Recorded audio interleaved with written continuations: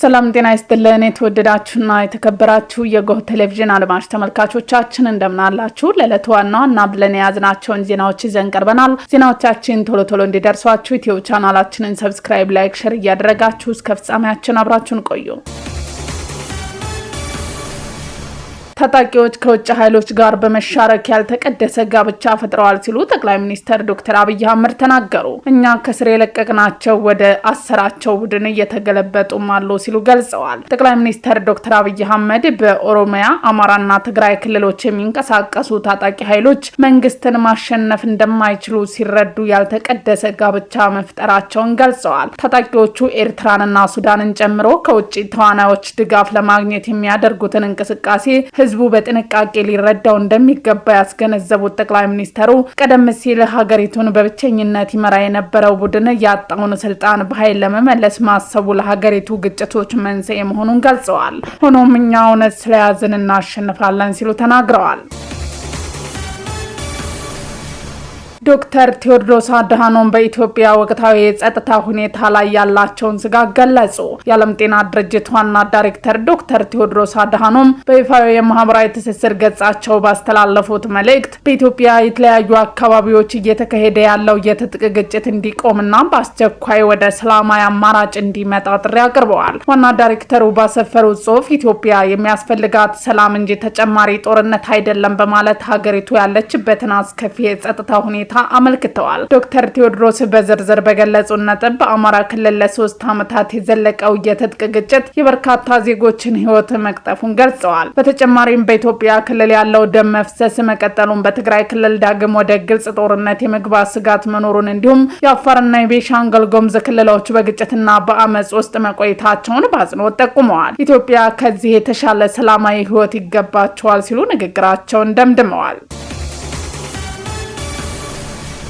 ራሱን ጽምዶ በሚል የሚጠራውና ህዝባዊ መሰረት የሌለው ህገወጥ ቡድን ሁሉም ሊታገለው ይገባል ሲል ግንባር ህዝባዊ ማዕበል ብርጌድና ሐምዱ ተናገሩ። የኤርትራን አምባገነን ስራን ለመታገል የተቋቋመው ግንባር ህዝባዊ ማዕበል ብርጌድና ሐምዱ በወቅታዊ ጉዳዮች ላይ መግለጫ ሰጥቷል። ግንባር ህዝባዊ ማዕበል ብርጌድና ሐምዱ በመግለጫው ጽምዶ በሚል ራሱን የሚጠራው ህገወጥ ቡድን እንቅስቃሴ ለቀጣናው ስጋት በመሆኑ ሁሉም አጥብቆ ሊቃወመውና ሊታገለው እንደሚገባ አስገንዝበዋል። በኤርትራ ህዝባዊ መሰረት ያለው መሆኑ ያስታወቀው ግንባሩ የጦርነት አባዜ የተናወጠው ጽምዶን እንደማይደግፍና ዋነኛ ዓላማው የዚህን ቡድን የጥፋት መንገድ መከላከልና ማክሸፍ መሆኑን ገልጿል። የኤርትራ ህዝብ በጦርነት ብዙ ዋጋ የከፈለ በመሆኑ ጦርነት እንደማይበጀውና እንደማይፈልገው በመግለጽ ትኩረቱ ለችግሮች ዘላቂ መፍትሄ ማምጣት ላይ መሆኑን ጠቁሟል። ሆኖም ጽምዶ የጦርነት ሐሳብን የሚያራምድና ቤተሰቦቻቸውን በግዳጅ እያፈሰ የሚወስድ ነው። ይህም ለትግራይና ለኤርትራ ህዝብ አልፎም ለቀጣናው ትልቅ ስጋት ነው ብለዋል። በመሆኑም ሁሉም ወገን ይህንን ህዝባዊ መሰረት የሌለው ቡድን በጋራ ሊታገለው እንደሚገባ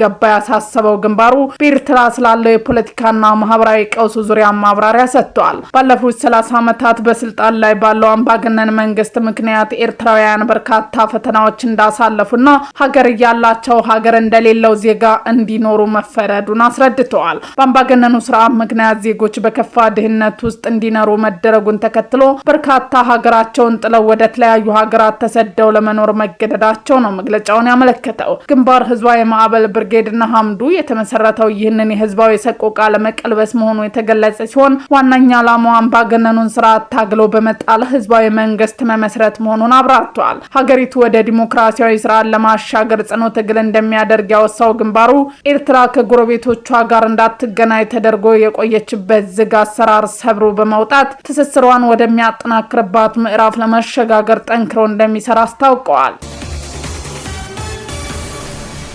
አቶ ጌታቸው ረዳ ዘለግ ያለ መግለጫ ወጡ። የህወሓት አመራር ከፌደራል መንግስቱ ጋር ያለው ልዩነት በሰላማዊ መንገድ መፍታት እንደማይቻል በይፋ ማወጁንና የትግራይ ህዝብ ደህንነት የሚረጋገጠው በብልጽግና ፓርቲ መቃብር ላይ ብቻ ነው ወደሚል አደገኛ የጦርነት አቋም መሸጋገሩን አጋልጠዋል። ለወራት ሲካሄድ የነበረው የህወሓት አመራሮች ጥምረት አሁን ላይ የአደባባይ ሚስጥር መሆኑን የገለጹት አቶ ጌታቸው አመራሩ የፕሪቶሪያውን የሰላም ስምምነት አጥብቀው ከሚቃወሙ የውጭና የውስጥ ኃይሎች በተለይም ከአስመራው መንግስት ጋር በይፋ መስራት መጀመሩን አስታውቀዋል። ዶክተር ደብረጽዮንንና ግብረ አበሮቻቸውን በስም የጠቀሱት አቶ ጌታቸው የቡድኑ ዓላማ ምዕራብ ትግራይን በሰላማዊ መንገድ ማስመለስ ሳይሆን አዲስ አበባ ያለውን የፌዴራል መንግስት በኃይል መገልበጥ መሆኑን አብራርተዋል። ይህም የፌዴራል መንግስቱን የመገልበጥ ህልም ፈጽሞ ሊሳካ የማይችል መሆኑን የገለጹት አቶ ጌታቸው ነገር ግን ሙከራው በቀጣናው ሰላምና በትግራይ ህዝብ ህልውና ላይ የሚያስከትለው አደጋ እጅግ የከፋ እንደሚሆን አስጠንቅቀዋል።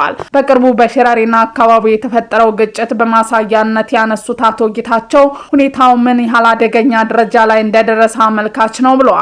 በወቅቱ በቁጥጥር ስር የዋለው ከፍተኛ የጦር መሳሪያ የዚህ አደገኛ ጨዋታ የመጨረሻ ግብ የትግራይን ህዝብ ችግር መፍታት ሳይሆን የኢትዮጵያን መንግስት ማፍረስ መሆኑን በግልጽ ያሳያልን ብለዋል።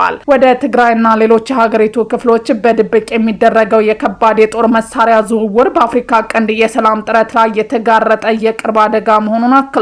አቶ ጌታቸው የትግራይ ሰራዊት አባላት ለጥቂት ጦርነት እንደ ጡረታ አቅዳቸው ለቆጠሩ ወንጀለኞች ሲሉ ህይወታቸውን እንዳያባክኑና አመራሮች ይበቃል እንዲሉ ጥሪ አቅርበዋል። የኤርትራው ፕሬዝዳንት ኢሳያስ አፈወርቂ የህወሓት አመራሮችን እንደ መጠቀሚያ በማድረግ በትግራይና በአማራ እናቶች ህጻናት ደም ትግራይን የመከላከያ ቀጣና ለማድረግ እየሰሩ መሆኑን አጋልጠዋል። በተጨማሪም የፌዴራል መንግስቱ ለፕሪቶሪያው የሰላም ስምምነት ሙሉ ትግበራ ቁርጠኛ ሆኖ እንዲቀጥል ለሚደረጉ ተደጋጋሚ ትንኮሳዎች ትዕግስት እንዲያሳይና ለሰላም የሚሆኑ በሮች ሁሉ ክፍት አድርጎ እንዲቆይ ጠይቀዋል። አቶ ጌታቸው በጦርነት ዝግጅት ፊት ዝምታን መምረጥ ከተባባሪነት እንደማይለይ በማሰብ ዓለም አቀፍ ማህበረሰብ በአስቸኳይ እርምጃዎችን እንዲወስዱ አሳስበዋል። ከዚህም እርምጃዎች መካከል የድንበር አቋራጭ እንቅስቃሴዎችን ለማረጋገጥ የሳተላይትና የመሬት ላይ ክትትል ማሰማራት፣ ግጭት ለሚቀሰቅሱ ወታደራዊና የፖለቲካ ተዋናዮች ተጠያቂነትን ማስፈን እንዲሁም የሲቪሎችን ደህንነት ማስቀደምና በቀጣናው ካሉ ሁሉም ኃይሎች ሙሉ ወታደራዊ ግልጽነትን መጠየቅ